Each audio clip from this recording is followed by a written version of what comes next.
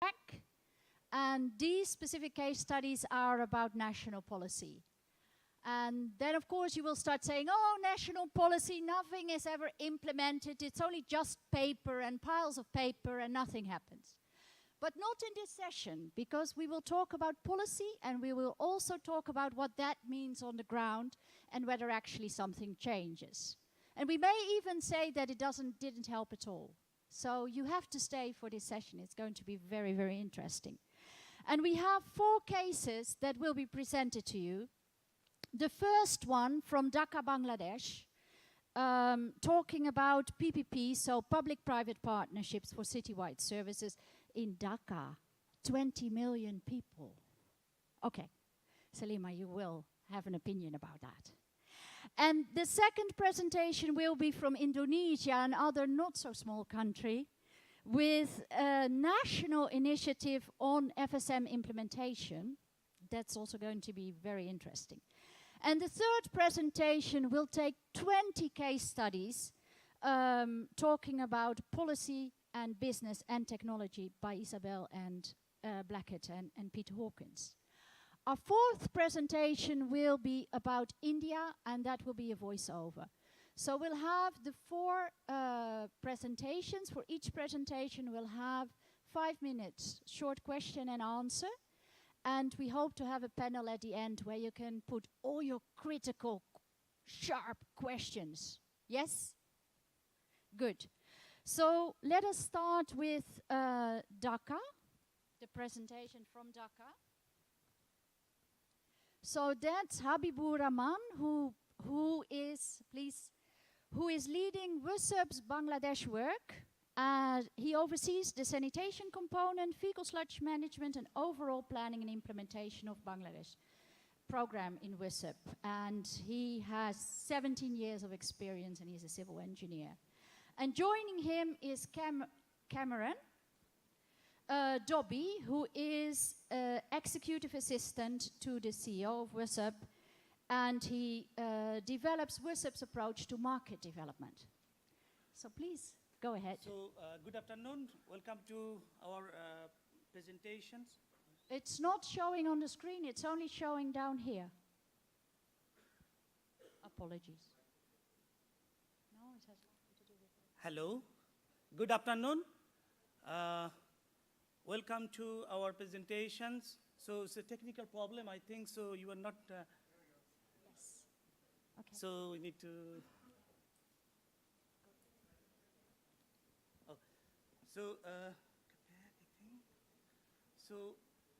The introduction, so in Bangladesh, you know, Dhaka, I'll share actually the Dhaka experience in here, the public-private partnership model, what we introduced in Dhaka is a capital city of Bangladesh. It's a mega city as well.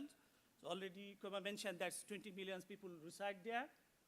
So, you know, in the Dhaka, it's a densely populated city and a lot of challenges are there, but it's a great for us, you know, we have achieved, I mean, in Bangladesh, you know, the 10% open free country, and that is good for us, but still the 60% people, they use, you know, unimproved type toilet, and,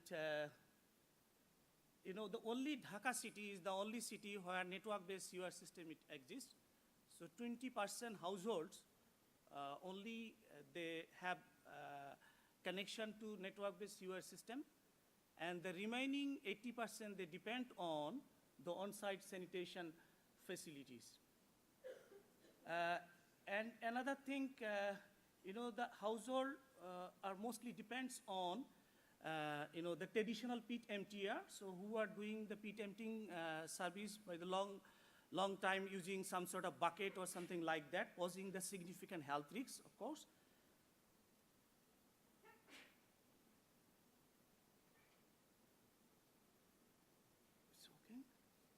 So in this slide, you can see, so already I've mentioned that the 20%, you know, the households, they are connected household institution or, so they are connected to network-based sewer in here. So, but the 80% that depends on on-site sanitation, so there is a great demand for fecal sludge management service in here. But, out of this, only the 10% you can see in here. So 1%, they served by the safe emptying by vacuum tanker. And 9%, so, the additional pit emptier, they are providing emptying service using bucket or something like that. And another interesting thing in here, the 69% people, they have the toilet, good toilet, of course. And the toilet, you can see the hygienic toilet, but they don't have septic tank or any holding containment structure. So somehow they are connected to surface drain or open environment. So these are two things we are trying from our end. Actually, we are trying to capture these two markets, the huge market in here. So 10%, so we are primarily targeting, and then the 69% through behavior science and other program. So in early 2013, actually we were trying to develop the public-private partnership model. That time, actually, the mandate was not clear. So in Dhaka, so there is a utility, Dhaka Water Supply and Sewerage Authority, and the city corporation, the two city corporation, Dhaka North City Corporation and Dhaka South City Corporation. So the DWASA, Dhaka Water Supply Sewerage Authority, they are responsible for sewerage, and the city corporation, so they are responsible for surface drain or lane drain, something like that. But if you talk about the on-site sanitation facility, then it is somewhere or nowhere in between. So in that case, so what we did that time actually, so we tried to talk with the different stakeholders, including city authority, city utility, and the sector actors, how we can engage the private sector, and then we were able to develop the PPP model. I mean, it's a template, so where the terms and conditions and responsibilities were defined in such way so that the private sector are more encouraged to invest in FSM business. So however, in later, 2017, the Bangladesh government approved the institutional regulatory framework for fecal sludge management. So that is actually, it's one milestone for Bangladesh as well. And now, after piloting the model in Dhaka, we are replicating this model in other part of the country, other 3 cities. And initially, we struggle, a lot of challenges, and we faced a lot of challenges, and we struggle to engage the private entrepreneur in FSM business. But after getting the institutional regulatory framework, so it was easier for us to engage the private sector in FSM services. This is the model actually, so what we are talking about. So in here, so you can see the LEGI, the private operator, and the leisure city utility or city authority. So actually the city authority are the asset owner, so all sort of assets, so infrastructural facilities, vacuum tanker or emptying technology, and the treatment infrastructure as well. So city authority, the asset owner, and they lease those out to the private operator, the LEGI, and private operator, they provide emptying service to different segment of the customers, so low income, high income, and commercial customer as well. So they have the differential pricing strategy. So for low income customer, as in this model, the beauty is, they have some sort of, specific percentage for, they have the clear commitment to serve the low income communities. And against that service, actually, the private operator, they are getting service fee from individual household. And then private operator need to pay, on monthly basis lease fee, and there is a security deposit as well. So this is the model.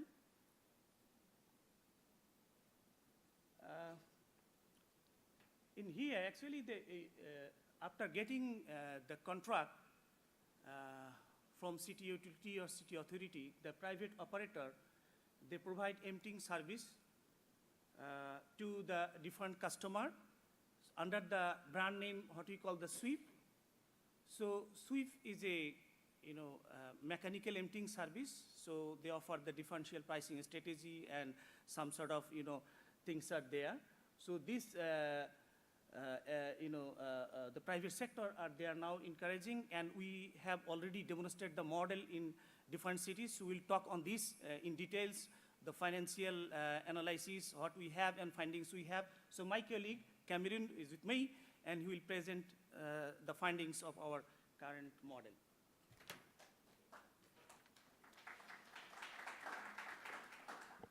Good afternoon to you all, and thank you very much.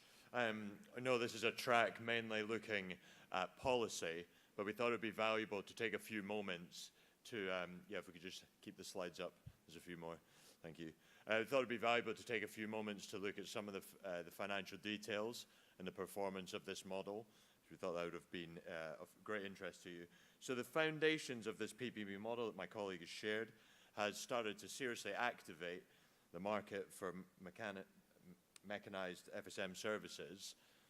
Let's not forget that only about 5 to 6 years ago, it was widely believed that operating an urban FSM service was not commercially viable. Thanks, that's it. Yeah, thank you. So the reality has been far from that, however, and we've seen here that the profits realized in the orange here. So this is from Gulshan Clean and Care, the contractor that operates the sweep contract in Dhaka. They have had 3.5 years, so it's April 15 to January 19, of fairly consistent monthly profits, averaging at about $400 a month, often going up to the region of $700.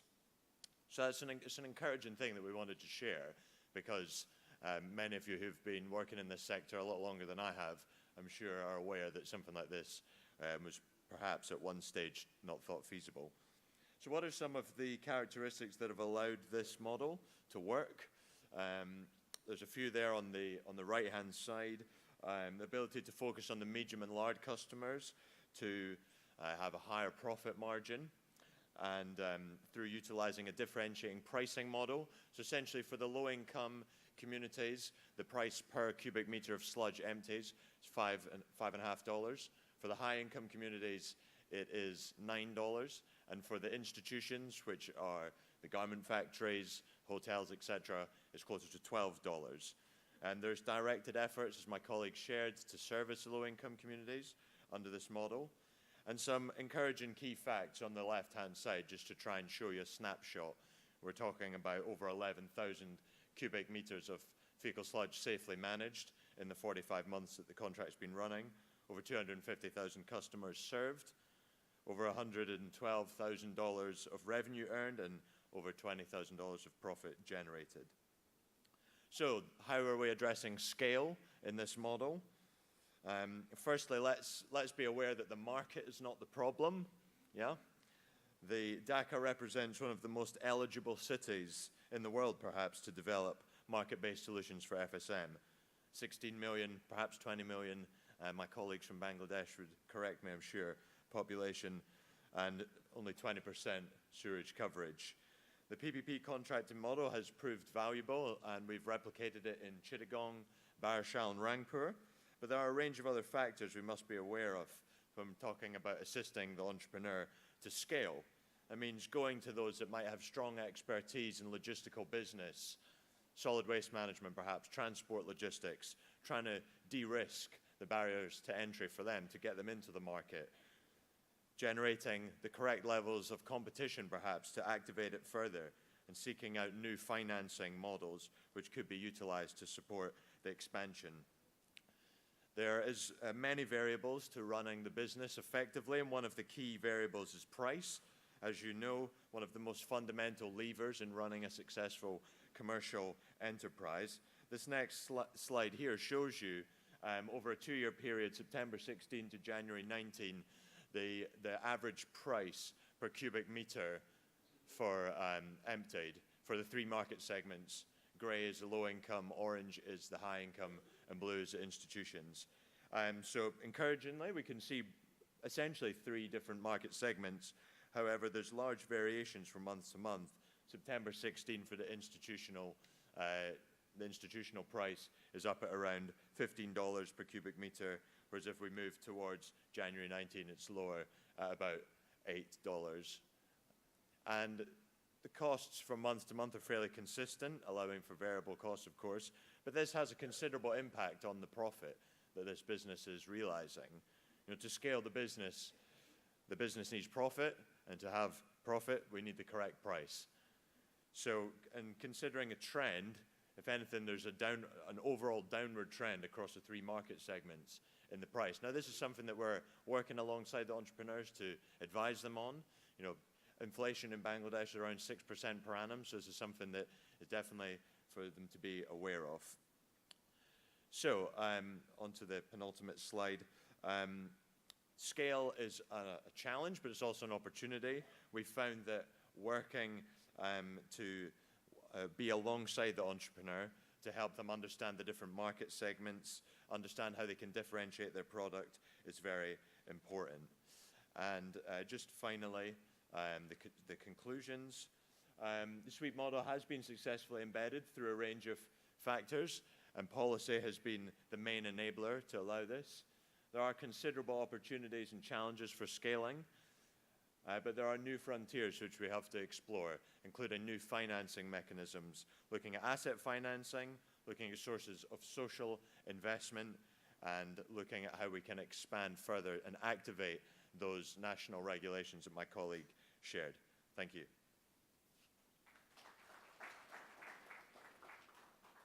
Thank you very much. So please come to the front. We have time for at least 2 questions, if you are short. Working for more than 10 years there, or almost 10 years there on sanitation. And before that, he's been working with UNICEF, World Bank, several others, also on sanitation and water. So please, Aldi. Thank you so much. It's been honored for me to be standing here in front of what I'm considered as guru, Isabel, Peter, and Antoinette. My name is Aldi Madrikanto. I'm working and Minister of National Development Planning.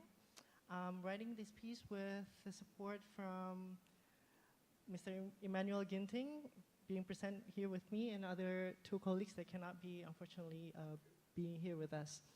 It's a story of the FSM implementation in Indonesia, both from the national and local government perspectives, and in our efforts in achieving SDGs in 2030. Next slide, should I press something here? Or the green button? No. Okay. So why FSM? I think it's understandable, at least for us. We are committed to achieve the SDGs in 2030. There's been a presidential regulations in it, including safely managed as one of the goals for sanitation. Like in Bangladesh, our predominant systems for sanitation is on-site systems. More than 90% of our sanitation system is on-site, with the questionable quality of septic tanks. And the challenge is more than 60% of our population will live in urban cities in 2030 through 2035, so it makes it, we realize that it's very important to, when we want to achieve the safely managed sanitation, and it's for on-site sanitation, it's the FSM, that's the answer. My presentation will consist of 2 big parts. One is the story of what has been happening in our cities.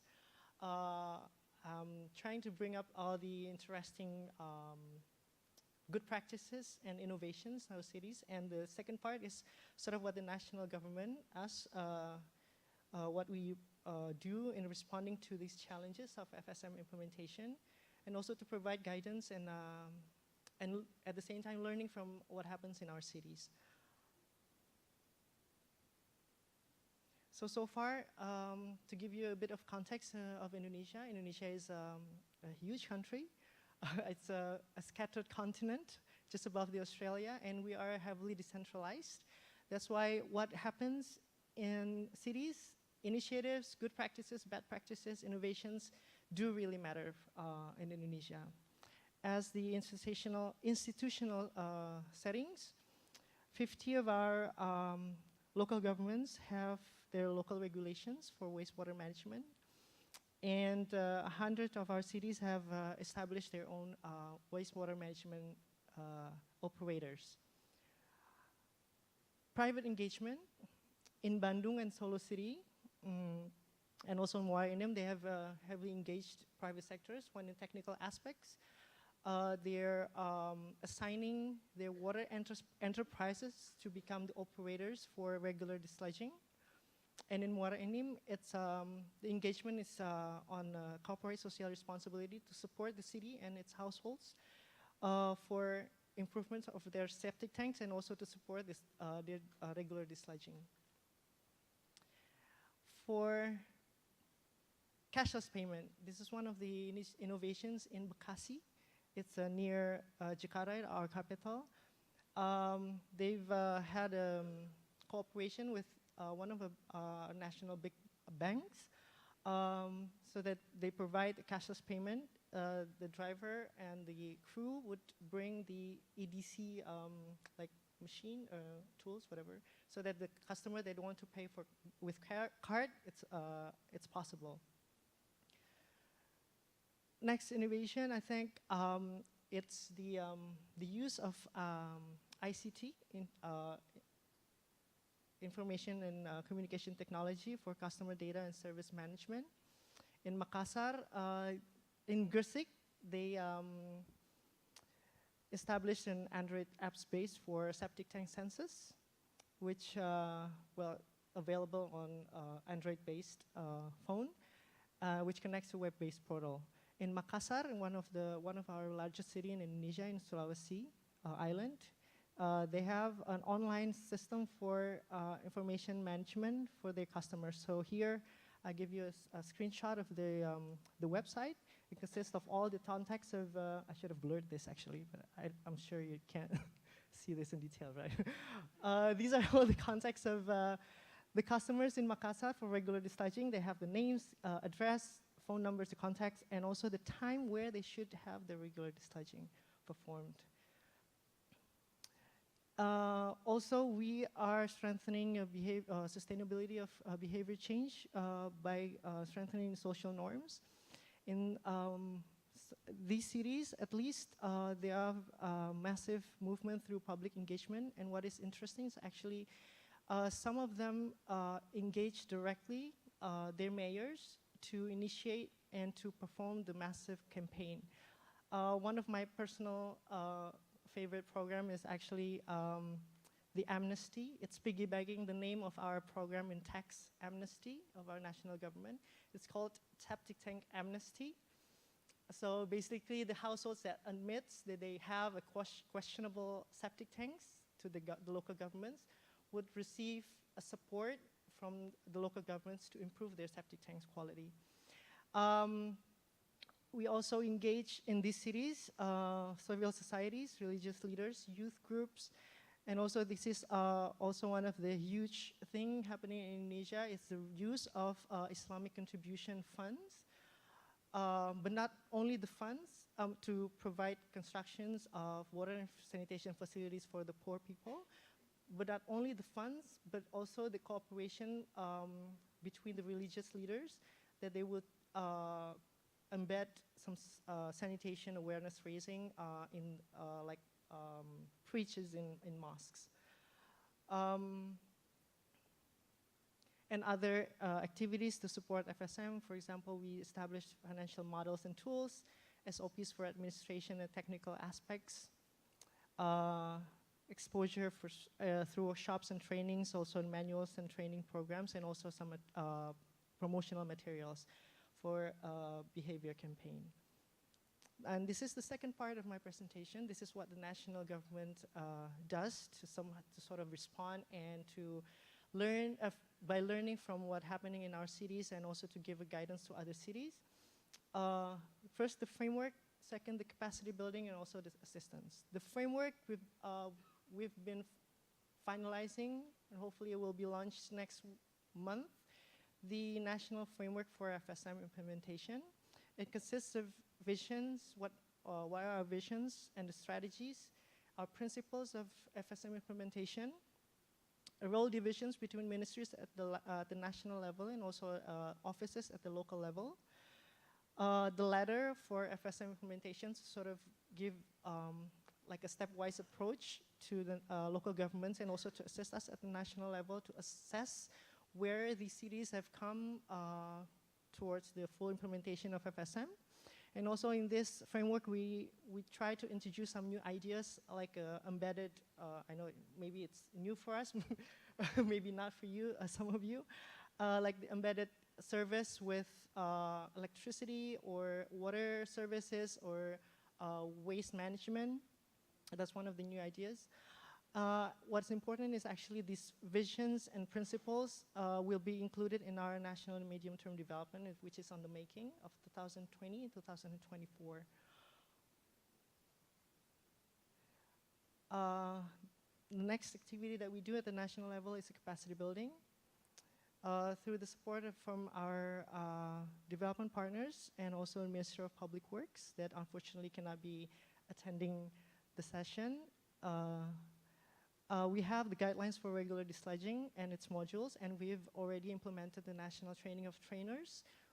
We held trainings for national government's officials and also some of the excellent cities that's performed well in FSM implementation, so that they become the trainers whenever other cities require trainings for implementing FSM. And also we try to make it regular horizontal learning between our cities, because it's not anymore time for the cities to learn from the national government, but learn from each other what works and what's not. And also we're establishing a twinning program through Forkalim. Forkalim is an association of domestic wastewater operations. With identifying 4 main topics that some of the cities that I've mentioned earlier can become a mentor, while other cities that want to learn become the mentee. Recently launched a month ago. And the third one is assistance. We're going to continue the assistance to our cities and districts through funding, several mechanisms such as the use of Islamic contributions that I've just mentioned earlier, and the transfer of funds from national to local governments, and also the output-based grants and several other mechanisms. We are currently looking at 88 cities and districts with various level of implementation of FSM, and we committed to increase the number since we have another 400 cities to go. Good luck for us. And what's next? It's the Medium National Development Plan.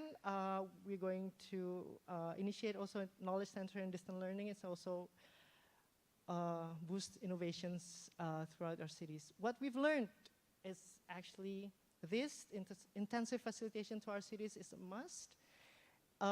We need and we have standardized template for FSM implementation, but we need a flexible approach because our 500 cities are very different, varies between west to east, north to south, its capacity and characteristics. The technical solution is required, but then it needs to be leveraged with non-technical aspects, and awareness raising is still needed to boost innovative and campaign. And we learned that leadership from mayors especially is a must. It's a commitment, a full commitment from the mayors that we're looking at to establish in our cities. It's very challenging, but it's totally doable. With this, I conclude my presentation and give acknowledgement to my main supporters, Pak Danang from USDP, Ibu Maria from SNV, Ibu Ita from UNICEF, and also Pak Ginting here from USAID, IWAS, that makes this possible in Indonesia. Thank you so much. Thank you very much, Aldi. And we still have 2 minutes for you. Any questions? No questions? No questions. Yes. Can you just speak a little bit more about what this septic tank amnesty is? Any other question? It's now or never. Okay. Thank you so much. It's a rather easy questions because if it's difficult, I will go to direct these questions to my amnesty for septic tanks is, like I mentioned earlier, it's a piggyback name from tax amnesty, where if households admit that they have a non-standardized and low quality of septic tanks to the government, then they will receive the support from the local governments to improve the septic tanks for a certain period of time. I believe it's like 2 or 3 years. Now it's the second year that the program is existing in some of our cities. But after that, then they will have to go through, well, they have to pay for their own improvement for septic tanks. So they receive for free, basically, if they admit it. So. Other questions? Yes? 1, 2. Okay. Hi, my name is Larissa Duma, and I'm here as an independent consultant. Yes. So please, the floor is yours.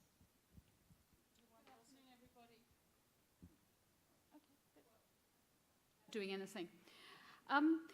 So we're going to present the green one. We're going to present this afternoon some lessons that emerged. Really, this idea came after FSM4, when we could see these great case studies coming to the fore.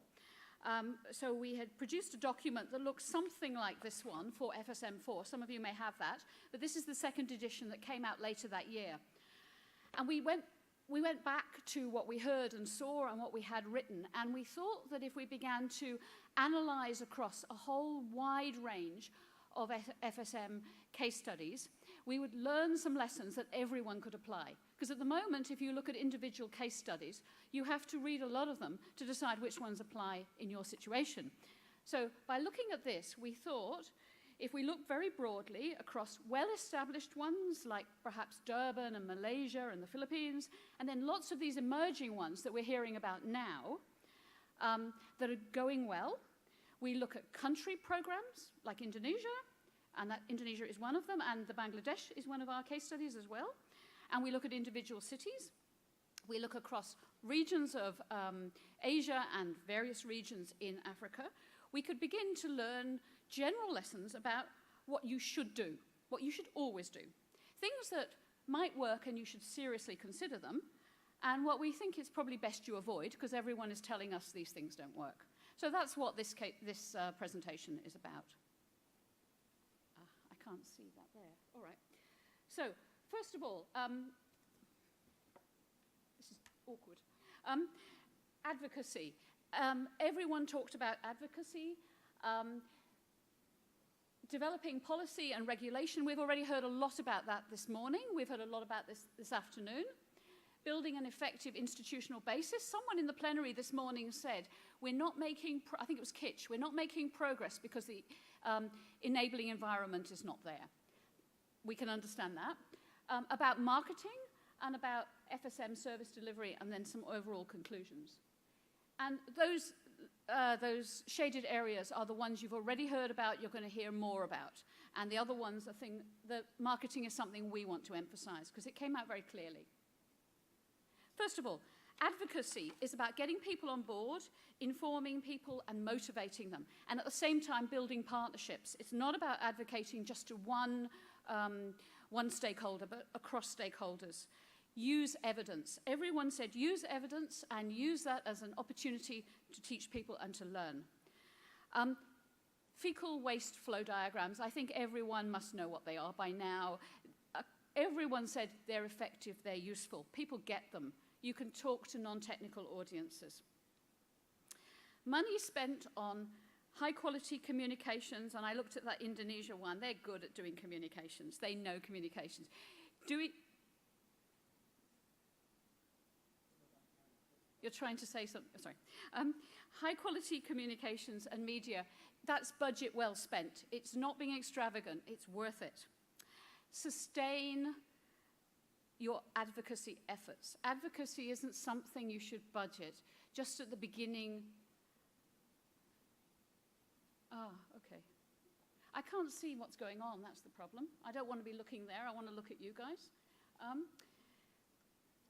I'll give that to him, and you not to him. Very good idea. Peter, you know this, so you can continue.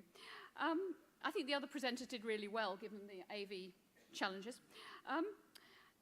where was I? Advocacy. Advocacy is not just for the beginning of your program. One of the messages we got from these case studies is we did this at the beginning, and then things began to fade off. We had communications. Then the decision makers changed. We had this continual change of local government officials.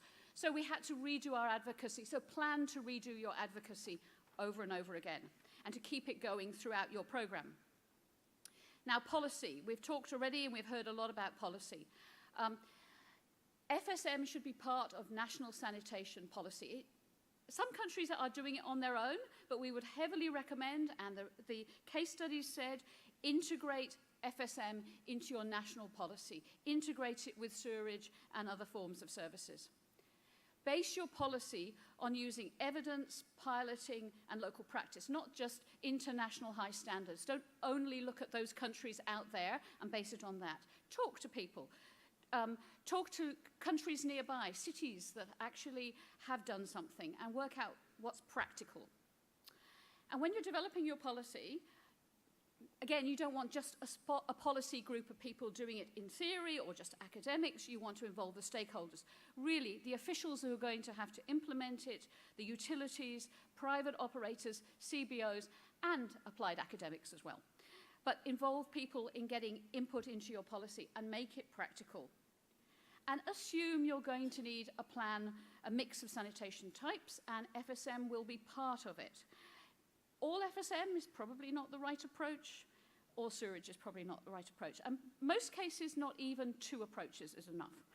So assume that. And make sure you cover everybody, even those awkward settlements that are over water, that are informal, that shouldn't be there. Those people still defecate, and they still need a solution. And take an incremental approach.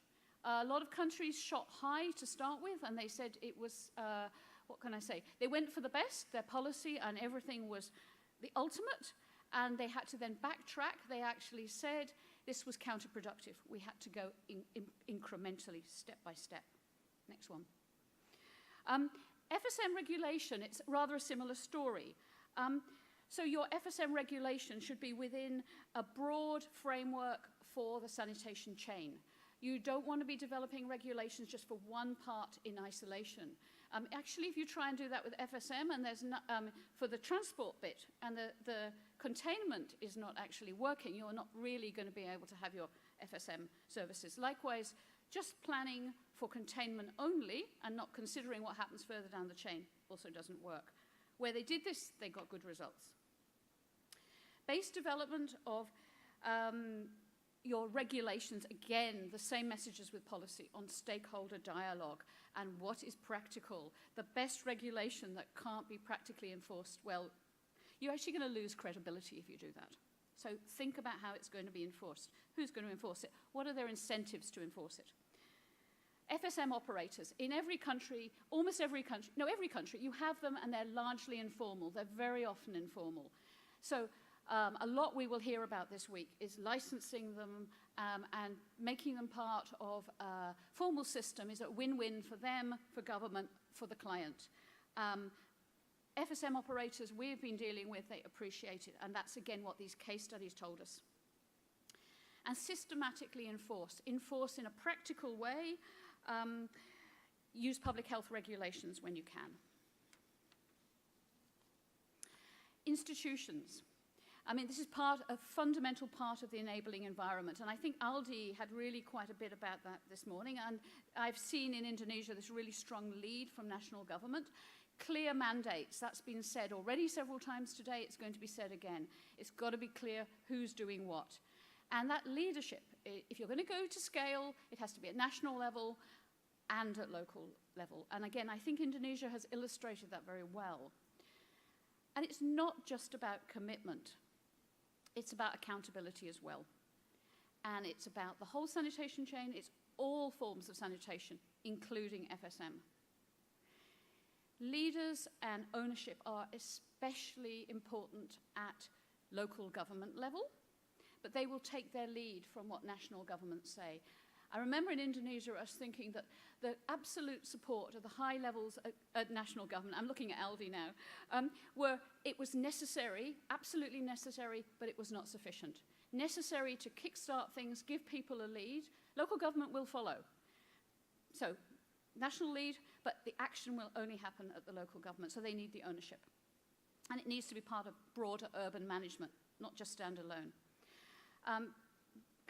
Clear mandates, roles, budgets for FSM. If there is no clear role of who should be doing what, and there's no budget, or if there is a role but there's no budget, nothing's going to happen. And staffing levels. We often find that you get the policy and the paper in place, but the staffing to support it, related to budget, or the staffing without the training is quite a common scenario. And again, these case studies said, when you've got the adequate staffing and you were training them, that's when things began to happen. And the private sector. That's already been mentioned a lot, so I won't mention that. But in all of the case studies, the private sector was critical. Moving swiftly along, I think these are sort of the reverse part of quite a few of those points that Isabel was making. Possibly this first one takes that a little further, that we're talking about quite major changes here, major changes in institutions and regulations and laws and so on. It takes time. And typically it takes, you know, more than 5 years, more than an electoral cycle, more than a typical externally funded project. And you've got to work out ways of how to kind of bridge those natural bumps in the road which tend to slow down progress. As Isabel emphasized, policy by itself won't make things happen.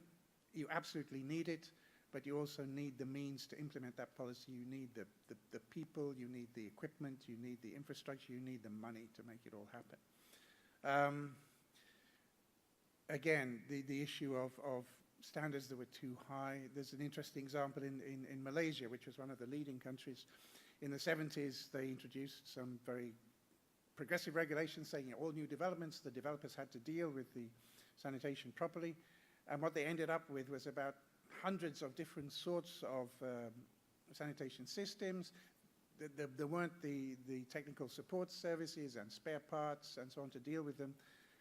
Everything ended up bouncing back onto the authorities. They couldn't handle it, and they had more or less to backtrack and start again in a much more systematic way. So it's about, you know, making regulations which are practical and feasible to implement.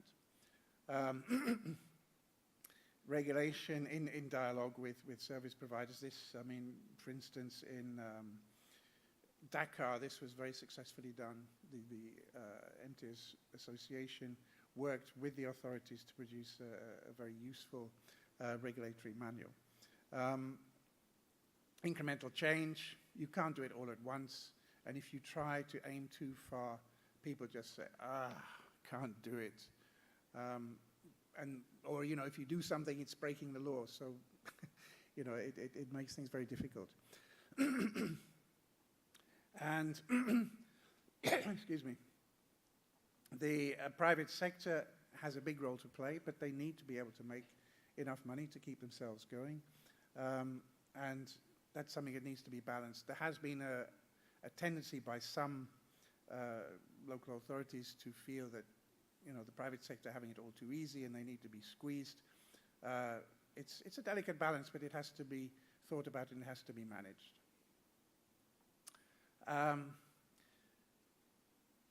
Talking about promotion and marketing, it's of all the features we looked at in these 20 case studies, the single one which ran through every single one of them was that the authors said continuous marketing and promotion and maintenance of behavior change is absolutely critical. And as an interesting example, I think we find particularly in Africa where there's a lot of, and also in South Asia, where there's a lot of manual emptying going on. If you're bringing in improved emptying or improved septic tanks which don't discharge the drainage, it costs more. And so the improved service has to compete with a cheaper and lower standard service. And that's something that we shouldn't forget in rushing ahead with the improved service, that the old one is probably still there, and if it's cheaper, people are going to be looking at it. One way of looking at marketing and promotion is the 4 Ps. The product should be accessible in terms of emptying, maybe the response time should be good, there should be minimal disruption, it should be clean. The examples here of the logos you see on the, whatever that is, the right, are from the Maputo campaign, where some small emptiers started offering services. You need, obviously, a service has to be at a price that people can afford. As I've said, it may cost more than the old service because you include the critical step of transport instead of just dumping the sludge locally. But if we think about it, sewerage is often heavily, heavily subsidized. A lot of public funds may go into building sewers, and then people say, why should we be subsidizing FSM? It's a tricky argument, and it mustn't be sort of looked at indiscriminately, but ways I think have to be found to make these services affordable, because in some cases it seems that it is possible to serve low-income people. I think the example of Bangladesh is interesting, whereby they have actually forced the service provider to essentially establish cross-subsidies so that the richer customers are paying more, so that the poorer customers can pay less. There are all sorts of ways of doing this. Everybody will find their way. Talking about place, you must be able to find the service. Call centers have been introduced in some places. I don't know quite how successful they are. Mobile phones obviously are around, and if you can get people to call services on there, so much the better. I think it's also interesting to combine services. Again, Bangladesh, they talked about combining fecal sludge management with cleaning. In Kampala, one of the operators sells Sato pans to his customers, which is a nice business line. It also reduces the amount of waste, the solid waste that gets in, so it makes his job easier. In Maputo, the small operators also do solid waste management. And this keeps them visible, and it gives them a second string. Sometimes emptying can be a rather seasonal and irregular business, so these other businesses can keep them there in the marketplace. And promotion, obviously, you've got to go out and sell your product. And I think one of the interesting things here is that as we recognize our particularly emptiers, they gain status, they gain visibility because they can do their work during the day. We make them wear nice, clean overalls. All of a sudden, they're visible and people are seeing them and say, hey, these are not such bad people. And that in itself has been quite an interesting sort of marketing promotion activity. Financing is critical, obviously, and there are various aspects which all need to be made to work together to achieve an optimum result. In no particular order, looking at the technical efficiency so that you reduce costs to a minimum. For instance, some people are using very old vacuum tankers, and these are actually more expensive than new ones because they break down all the time and consume a lot of energy and staff time to run and so on. Definitely judicious use of public funds to build up FSM services. Again, we've heard about quite a lot from Indonesia. Technical assistance and training programs. Obviously the infrastructure, the treatment plants, and I think possibly also helping to capitalize small operators. So finding ways they get access to capital, maybe partly subsidized or facilitated, or working with the banking sector, the small-scale credit sector to facilitate that.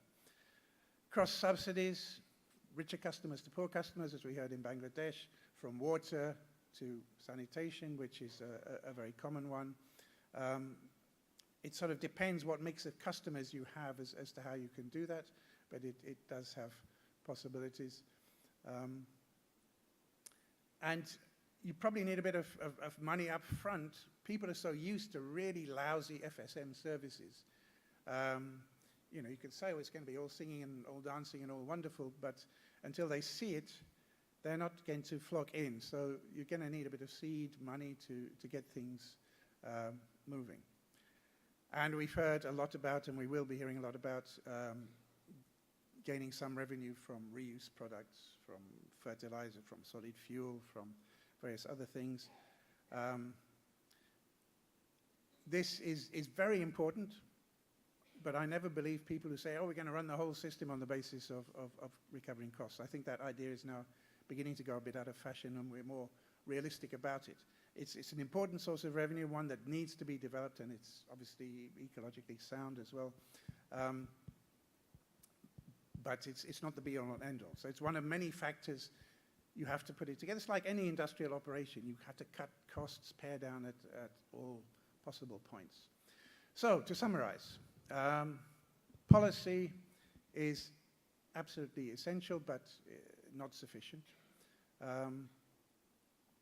And it should be based on practice and wide-ranging discussions. But in addition, the following factors seem to be the ones that came out of these 20 case studies. Firstly, very clear institutional mandates with proper, strong local leadership and adequate resources to manage sanitation, including managing private participation in that. I think this is a bit of an old chestnut, but it's quite tough to get it right. Having strong partnerships between the different stakeholders, there are a lot of people involved, and if they're not talking to each other and working together, the service chains don't work and people don't use the services. And as Isabel said right at the beginning, the whole business of continuous marketing, community engagement, listening to customers, marketing to customers, raising their awareness, promoting improved hygienic behaviors. It's critical, and if you drop this, things tend to relapse, and then when you try and go back again and redo the marketing, it can be really quite difficult. And finally, but last by no means least, is building the capacity of FSM service providers, bringing them out of the informal sector, helping them to deliver better services more quickly. Thank you. Thank you very, very much. You went over way. So we don't have time for questions, but there will be time to ask questions in the panel. I know there will be disappointed people now. Can we have the presentation from India now? This is actually a presentation by Manvita Baradi and Meghna Malhotra from the Urban Management Center. And they lead the LIVES program focused on strengthening sanitation and livelihoods in India, working with both the Clean India mission and the National Urban Livelihoods mission. This presentation is a voice-over because they could not be here. So we've been assured that that works. Could you? Yes? A very good afternoon to all of you. From volume. Manvita and Meghna, Urban Management Center, Ahmedabad, India. At the outset, apologies for not being present in person, and thanks for accommodating the voiceover presentation. We'll be walking you through the various initiatives that have been taken for ensuring that workforce engaged across the FSSM chain, whether it's adequately skilled, and what is the situation. We sincerely acknowledge the support from Bill and Melinda Gates Foundation and the Ministry of Housing and Urban Affairs, Government of India, and the State Government of Odisha in this initiative. Urban Management Center is providing technical support to the LIVES program. The FSSM movement in India has seen a leap growth over the past few years.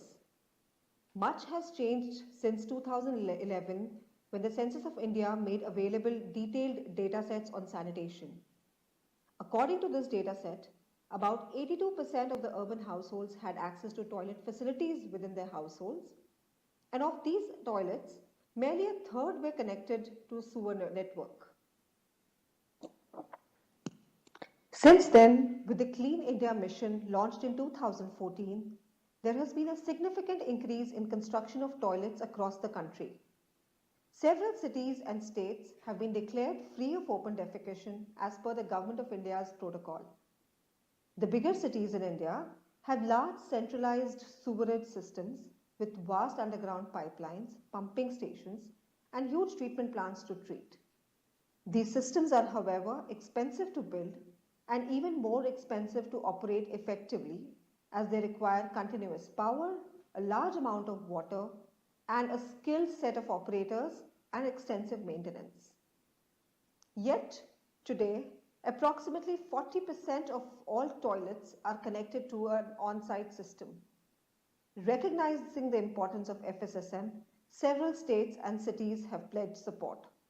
The FSSM policy launched in 2017 aims at achieving 100% safe disposal, and as we speak today, more than 400 FSTPs are in various stages of construction in India. But as we construct more toilets connected to septic tanks and ensure that there are conveyance systems and there are FSTPs, the overarching issue is to create a workforce to manage FSSM safely. Manual scavenging is one of the biggest challenges of sanitation in India. In very simple terms, manual scavenging is a work that involves directly handling raw or partially treated human excreta. The Manual Scavenging Act was amended in 2013 and brought in a ban on manual scavenging. Despite these amendments, there are still gaps. Across the sanitation value chain, be it the work of cleaning septic tanks, toilet pits, drains and sewers, and other open defecation spots, sanitation workers directly interface with fecal matter in unsafe ways. They are often engaged in the sector through informal contracts, not guaranteed minimum wages, and at times do not have access to safety gears. All this gets magnified due to the caste-ridden hierarchical system in the country. Under our program, we did a FSSM skills gap assessment study for urban India, which helped identify the potential of the sector for skilling and highlighted the gaps in current skill sets of the people engaged. We estimated that there is almost a need for 650,000 skilled workers in the FSSM sector. This estimation was done considering targets for toilet construction and planning for FSTPs till the year 2023. For skilling workforce in FSSM, our focus has broadly been on two areas. The first is to bring in recognition of FSSM as a critical skilling sector in the existing skilling ecosystem of Government of India programs. And the second is to provide bridge training to the existing workforce. The skill gap assessment report led to identification of specific skill gaps in FSSM sector and helped design specific job roles and responsibilities across the value chain. To enable financial support through federal schemes, UMC worked with the National Skill Development Corporation and the Sector Council Green Jobs and developed Qualification Parks and National Occupational Standards. 3 qualification packs or QPs in the FSSM sector have been finalized that provide a comprehensive list of skill set for sanitation workers. The first QP is a skilling for septic tank masons for ensuring that a septic tank that are constructed are of correct design and size. The second QP is a skilling of desludging operators, the people who would be skilled to operate desludging trucks and safely empty septic tanks. The third QP is of FSTP technician and operator who would maintain the FSTPs and be responsible for corrective and preventive maintenance. This slide shows an example of a qualification pack developed for FSTP technician and an operator. It defines the job role and identifies the responsibilities of the workers. It also lists down various performance criteria, which are an indication of the steps to be carried out for each job component. Apart from the performance criteria, the QP also lists down other soft skills that each worker should have to carry out their responsibilities effectively and to ensure that they are aware of their rights and that they know about other social welfare schemes that they are eligible to. The second strategy for skilling FSSM workforce is to provide bridge training courses for existing workforce through recognition of prior learning. Recognition of prior learning, or RPL, is a skilling vehicle to provide bridge training courses to existing workforce and to help them meet the national occupational standards of the relevant qualification packs. These are typically short-term courses which last 3 to 5 days, and they are a mix of classroom and on-site trainings.